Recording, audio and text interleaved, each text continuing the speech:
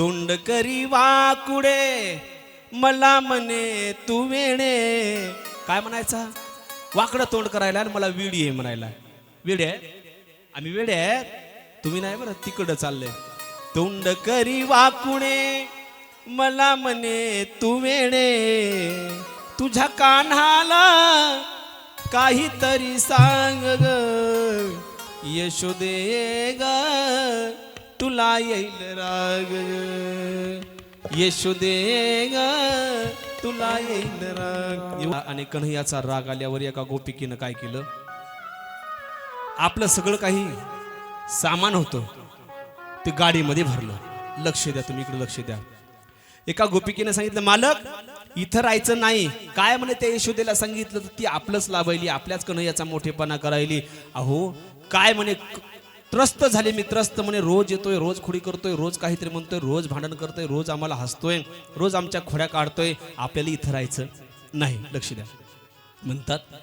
मग त्या गोपिकेनं आपल्या मालकाला गाडीमध्ये पसारा भरायला सांगितला. पूर्वीच्या काळामध्ये तुमच्यासारख्या गाड्या नव्हत्या, ठीक नाही, मोठमोठाले टेम्पो पिकअप वगैरे काही नव्हते. पूर्वीच्या काळामध्ये बैलगाडीचा कारभार होता.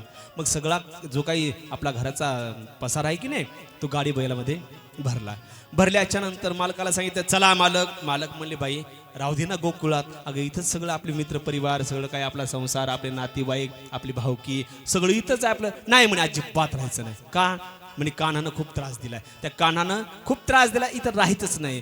मग आता जायचं कुठं? जिथं रस्ता तिथं निघायचं आणि जिथं जागा भेटेल तिथं वास्तव्य करायचं, असं म्हणतात. ते निघाले.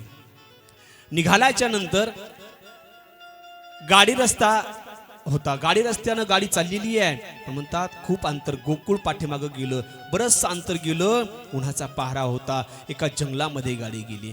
जंगलामध्ये गाडी गेल्याच्या नंतर दोघांच्या गप्पा गोष्टी चालल्यात. नवरा म्हणता, अगं चल ना म्हणे, अजून गोकुळ लांब गेलं नाही, एवढं कुठं जावं आपण, काहीच कळत नाही म्हणे, कुठं ओळख नाही पाळख नाही कोणाची, कुठं राहायचं. ती म्हणली, काही करू, भीक मागू आणि खाऊ, पण इथं नको, एवढा आहे ना त्रास दिलाय. मग आता त्याचं ऐकायलाच तयार नाही. कधी आयुष्यभरच ऐकलं नव्हतं, तर आता काय ऐकणार आहे म्हणे. नाही, अजिबात गोकुळात परत जायचं नाही. पण कन्हैयाच्या कानावर वार्ता गेली. कन्हैयाला कोणीतरी म्हणली, गोपिका काय रे कन्हैया, राजाचा मुलगा आहेस, आणि काय तर म्हणे, मी राजाचा मुलगा आहे, मी कन्हैया आहे आणि मी गोभक्त आहे, मी गोसेवा करतो. अरे तुझ्यामुळं कोणतरी गाव सोडून गेले माहिती आहे का तुला? ऐकताय का? तुझ्यामुळं कोणीतरी गाव सोडून गेले माहिती आहे का तुला? कन्हैया म्हणला, बाप रे, माझ्यामुळं कोण गाव सोडून गेलंय आणि का गेलंय? सांगितलं, एक गोपिका त्रस्त झाली होती, तुझ्या सगळ्या खोड्यांना कंटाळून गेली होती आणि तिनं आपल्या मालकाला घेतलं आणि ती निघून गेलेली आहे. ऐकताय का? नंदबाबाच्या कानावर वार्ता गेली. इकडे बघा, नंदबाबाच्या कानावर वार्ता गेली. नंदबाबा म्हणले, कन्हैया तुझ्यामुळं कोणीतरी गोकुळ सोडून गेलंय, तू राजाचा मुलगा आहेस, अरे तुझ्यामुळं गेलं काय माझ्यामुळं गेलं काय, आपल्या घराचं नाव खराब व्हायले म्हणे, काय करायचं तर कर आणि ते वापस आले पाहिजे. कन्हैया म्हणला, बाबा काळजी करू नका, बाबा काळजी करू नका. अहो या कन्हैयामुळे जर कोणी गोकुळ सोडून जात असतं तर काय माझ्या जिंदगीला काय अर्थ आहे का? नाही म्हणे, मी काहीतरी करतो, ऐका. मग कन्हैया म्हणला, बरं ठीक आहे, आता बोलवायचंय त्याला. ती रागावून गेलेली आहे गोपिका, गोपाळ. आता बोलवायचं म्हणजे काय, साधी हाक मारल्यावर ते परत येणार आहेत का? नाही, काहीतरी लीला केली पाहिजे. मग कन्हैयानं काय लीला केली बघा. म्हणतात ती गोपिका वनामध्ये गेलेली आहे, ती गाडी रस्ता सुरू आहे आणि अचानक त्या गोपिकेला तहान लागली. अशी व्याकुळ झाली, अशी व्याकुळ झाली, अशी व्याकुळ झाली, तिचा घसा कोरडा पडला. तिला असं वाटलं, एक 5 मिनिटं पाणी नाही मिळालं की मरते म्हणे. 5 मिनिटं पाणी नाही मिळालं की मी मरणार, माझं काही खरं नाही. मग असं तहान लागल्यामुळं तिनं आपल्या नवऱ्याला हाक मारली, अहो ऐका ना मालक, एक काम करा म्हणे, गाडी काय करा थोडी थांबवा म्हणे, मला खूप तहान लागली. मग तिच्या नवऱ्यानं सांगितलं, बरं एक काम कर, काय कर, बैलाचा कासरा धर. आता गाडी तर काही सोडत नाही, कारण आपल्याला लगेच निघायचं, कुठं गाडी सोडून कुठं पुन्हा गाडी झुंपून, त्यापेक्षा बैलाचा कासरा तो हातामध्ये धर आणि दाबू असा ताणून धर म्हणे, बैल पुढे गेली नाही पाहिजे. ती म्हणे, ठीक आहे मालक, मला काय कळत नाही का, मी काय शेतकऱ्याचीच बायको आहे ना, मला कळते की सगळं. म्हणे धरले बैल. बरं मी पाणी आणतो. त्या माणसानं हातामध्ये काहीतरी भांडं काहीतरी घेतलं आणि तो पाणी आणण्यासाठी निघालेला आहे. ऐकताय का? बायकोला पाणी प्यायचंय. पुढे गेला आणि गेल्याच्या नंतर त्याला जवळपास काही विहीर दिसली नाही, कुठला तलाव दिसला नाही, पाणी दिसलं नाही. मग तो जात जात जात जात बराचसा अंतर गेला. बायकोकडे मागून फिरून पाहायचं, आहे का जागेवर, आहे जागेवर, पुढे जायचं, आहे का जागेवर, आहे जागेवर, पुढे जायचं, आहे का जागेवर, जागेवरच आहे. पाणी आणण्यासाठी गेला. पण कन्हैया तो दिसणं बंद झालं. कोण? तो तिचा नवरा तिला दिसणं बंद झाला की कन्हैया लगेच दुसऱ्या मार्गाने पाणी घेऊन तिच्या नवऱ्याचं रूप घेऊन आला. कोणाचं? तिच्या नवऱ्याचं रूप सेम टू सेम जशाला तसा, काही फरक नाही. जसं त्याचं नाक तसं त्याचं नाक, जसे त्याचे कान तसं त्याचे कान, जसा त्याच्या कुठं कपाळावर तीळ तसा त्याच्या कपाळावर तीळ, सगळं सारखं. हिला तर काही कळलं म्हणे, माय तुम्ही इकून गेलते इकून कुठून आले? ते म्हणे अगं असं आलो. आता असा आला होता का कसा आला होता? तो आलाच नव्हता बिचारा, तो भोळा तिकडच होता, पाणी शोधू लागला. अजून काही त्याला पाणी सापडलं नव्हतं. कन्हैया त्याला पाणी लवकर सापडू सुद्धा देत नाही. कुठं असला तलाव तर ते एका मिनिटामध्ये अदृश्य करतो. कुठे विहीर दिसली कन्हैया ते अदृश्य करणार आहे, कारण इकडे कारभार करायचा आहे ना. मग कन्हैया आला आणि कन्हैया आल्याच्या नंतर म्हणतात त्या कन्हैयानं पाणी दिलं. तिनं पाणी पिलं. म्हणजे धनी खूप खूप धन्यवाद. ते मला धन्यवाद कशाचे, माझं कामच आहे. पाणी दिलं. पाणी दिल्यावर कन्हैया मला आता चलायचं का? ती म्हणली चला की. ऐका ना, पण हे काय म्हणायला लागला, पहिला जो नवरा गेला होता की नाही त्यानं सांगितलं होतं गाडी कुठं पुढे जाऊ द्यायची नाही. ती म्हणली नाही. आता ही म्हणला मी आलो ना, मी आल्यावर गाडी पुढे जाऊ द्यावं लागेल ना. हो ठीक आहे. आणि म्हणतात मग यानं गाडी हातामध्ये धरलेली आहे, तो दोर हातामध्ये धरलेला आहे आणि गाडी हाकणार. त्याच्या अगोदर सांगितलं की ऐक ना, आता एखादा डुप्लिकेट येऊ शकतो बरं का, एखादा डुप्लिकेट येऊ शकतो. तो म्हणू शकतो मी तुझा नवरा आहे, हा गाडीतला खोटा आहे. कन्हैया तिला आधी शिकवायलाय. काय शिकवायलाय?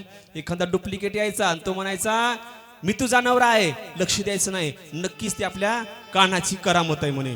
असं सांगितल्यावर तुम्हाला सांगतो गाडी सुरू झाली आणि ओरिजिनल तिकडून विचारून पाणी घेऊन यायला लागलं. पाणी घेऊन यायला लागलं, पण त्यानं पाहिलं माझ्यासारखं गाडीवर दिसायला, त्यानं पाणी फेकून दिलं, पळतच आलं. म्हणजे पाणी जाऊ दे मरू दे म्हणे, बायको जाईल पाण्यासकट. हा जवळ आला आणि तिला म्हणायला लागला का ग हा कोण आहे? ती म्हणली तूच कोण आहे? कोणाला? जग खरा होता त्याला म्हणते तू कोण आहे? ती म्हणजे अगं मी तुझा नवरा. आणि मग हे कोण आहे? हे कोणतरी डुप्लिकेट आहे. आता तुम्हाला सांगतो ओरिजिनल जे होता का त्याला झापायला लागली. ए बाबा अगं बस, हाच माझा नवरा आहे, चला म्हणे आहो गाडी घेऊन. तिकडून ह्या गाडी घेऊन निघाला. पण त्याला खरी ज्याची बायको होती का त्याला आला राग. ते म्हणलं असं जमणार नाही म्हणला. ती जे गाडीवर आलं याला खाली ओढलं, दोघांची घोळसाघोळशी सुरू, दोघांचं भांडण सुरू. आता दोघांचं भांडण सुरू, हिला नेमका ओरिजिनल कोणता ते कळच नाही. भांडणामध्ये एकच झाले दोघं जण. काय झाले? दोघं मिक्स झाले. आता नेमका खरा कोणता तेच कळणार. तेवढ्यामध्ये एक तिसरा गाडीवर तयार झाला. गाडी पुन्हा सुरू. अरे हे म्हणले दोघांचे भांडण, तिसऱ्या चालला, तिसरं चाललंय गाडी घेऊन. पुन्हा म्हणले त्याला खाली घ्या, त्याला खाली घेतलं. पुन्हा चौथा गाडीवर तयार. अरे म्हणले चौथा गाडीवर तयार झालाय. बघता बघता 4-5 सारखेच. हिला तर चक्र चालली. म्हणली बाई याच्यातला माझा कोणता, याच्यातला माझा कोणता, कसा ओळखू? आता तर भानगडच आहे म्हणे, अवघडच झालं. चला म्हणे कुठं मेकरले आहे की नाही, कुठं चला नंदबाबाच्या वाड्यात चला म्हणे. का? नंदबाबाच्या वाड्यामध्ये काय आहे, तिथं न्याय केला जातो. तो राजा आहे, नंदबाबा राजा आहे. आता ही बिचारी एकटीच आणि एक चाललाय पुढं, इकून चालले दोघं इकून चालले दोघं आणि पायानं निघालेत नंदबाबाच्या वाड्याकडे. अगं सगळं गोकुळ पाहिलंय. जाताना एकच घेऊन गेली होती, येताना पुन्हा 4 घेऊन यायली. काय मालक? जाताना एकच होता हिच्यासोबत, आता येताना 4-5 जण आहेत. म्हणे बाई हिला काय लाज वाटते का नाही? आपण तिला काय लाज वाटायची, तिला माहीतच नाही कशामुळे झालंय ते. आणि बाकीच्या गोपिकांनाच्या लक्षात आलं की ही कन्हैयाची करामत आहे. नंदबाबाच्या वाड्यामध्ये सगळेजण गेले. गेल्याच्या नंतर नंदबाबाच्या जवळ गेले, नंदबाबाचे पाय धरले. बाबा न्याय करा, माझा खरा नवरा कोणता आहे ते बघून द्या. बाबा म्हणले बाई लग्न तू केलंय त्याच्यासोबत का मी केलंय? लग्न तू केले ना, तुझा नवरा तुला ओळखू येत नाही, मला कसा ओळखू येईल? नंदबाबा मला माहित नाही, पण माझा मला नवरा तुम्ही शोधून द्यायचा आहे. नंदबाबा म्हणले बाई एक काम कर. काय कर? तू काय कर, तुझा नवरा तू स्वतः शोध. नंदबाबा कसा शोधू? नंदबाबा म्हणले अशी एखादी गोष्ट असते की ती नवरा आणि बायको दोघालाच माहीत असते. एखादी गोष्ट अशी असते की नवरा बायको व्यतिरिक्त ती कोणाला माहीत नसते. अशी एखादी गोष्ट तुला माहिती आहे का? ती तुझ्या नवऱ्याला विचार. म्हणजे या 5 जणांपैकी ज्याला उत्तर येईल तो तुझा खरा नवरा. ती म्हणे हो खरं, ते बी खरं आहे. म्हणजे तुम्हाला तुमच्यापर्यंत येण्याची गरजच नव्हती, मी त्या जंगलातच असा विचारला प्रश्न असता तर बरं झालं असतं. माझ्या डोक्यात नाही आलं. म्हणे बरं ठीक आहे आता विचारते. मग तिनं विचार केला, असं काय विचारावं की फक्त माझ्या नवऱ्यालाच या प्रश्नाचं उत्तर येईल. मग तिनं विचार केला आणि विचार करून म्हणायला लागली हां हे खरं आहे म्हणे, माझा वाढदिवस कधी आहे फक्त हे माझ्या नवऱ्यालाच माहीत. आणि कोणाला माहीत असते? हॅपी बर्थडे फक्त माझ्या नवऱ्यालाच माहीत आहे म्हणे. मग ती म्हणली सांगा बरं तुम्ही 5 जणांपैकी, आता तिला माझा खरा नवरा कोणता हे ओळखायचं होतं. ती म्हणे सांगा माझा वाढदिवस कधी आहे. कोणाला विचारलं? त्या 5 जणाला विचारलं, तुम्हाला शपथ सांगतो हो, जे खरा होता का त्याला माहित नव्हता, जे खरा होता का त्याला हिचा वाढदिवस माहित नव्हता, आणि जे डुप्लिकेट होते की नाही 4 जण, त्यानं पटकन तारीख सांगितली. कोणती? या तारखेला तुझा जन्म झाला, या तारखेला तुझा वाढदिवस. तिनं पुन्हा डोक्याला हात लावला. बाई म्हणली, एकाला येईन 4घाला यायला का? 4 थोडंच माझे आहेत. कारण हे 4 कोण होते? हे सगळे कन्हैयाची रूप होते. नंदबाबा म्हणले, बाई तुला नाही जमणार म्हणे, हे कारभार आता मलाच बघावा लागतो. मग म्हणतात त्या नंदबाबाने अशी मोठी भिंत होती, 10 फूट उंच भिंत होती. 10 फूट उंच असलेली भिंत त्या 5 जणाला जवळ घेतलं आणि सांगितलं, बाबा हो ही बायको कोणाची आहे? 5 जण म्हणायला लागले, माझीच आहे. प्रत्येक जण म्हणायला लागला, माझीच आहे. बरं ठीक आहे. नंदबाबा म्हणले, आता ही 10 फूट भिंत आहे, या भिंतीहून जो कोणी पलीकडे उडी टाकील त्याची बायको. आता मला सांगा, 10 फूट उंच भिंतीहून उडी जाती का माणसाची? ज्याची खरी होती ते खालीच बसला. ते मला देवा गेली माझी सख्खी बायको, म्हणे गेली रे बाबा माझी, काय आता मला भेटत नाही म्हणे, गेली. तर कपाळाला हात लावला, डोक्याला हात लावला आणि बसला. आणि जे डुप्लिकेट होते की नाही त्या 4 जण भडाभड भडाभड भडाभड उड्या मारल्या. ते 4 जण आले म्हणले, नंदबाबा आम्ही उड्या मारल्या. नंदबाबा म्हणले, व्हा बाजूला, तुमची नाही म्हणे, ही गुडघे धरून बसले का म्हणे, ही याची बायको आहे. आणि त्याची बायको नंदबाबाने त्याला परत दिली. आणि नंदबाबा सांगायला लागले, याच्यानंतर तू गोकुळ सोडून जायचं नाही, आणि जर गोकुळ सोडून गेला आणि पुन्हा अशी वेळ आली तर मी जबाबदार राहणार नाही. गोपाल कृष्ण भगवान श्री राधे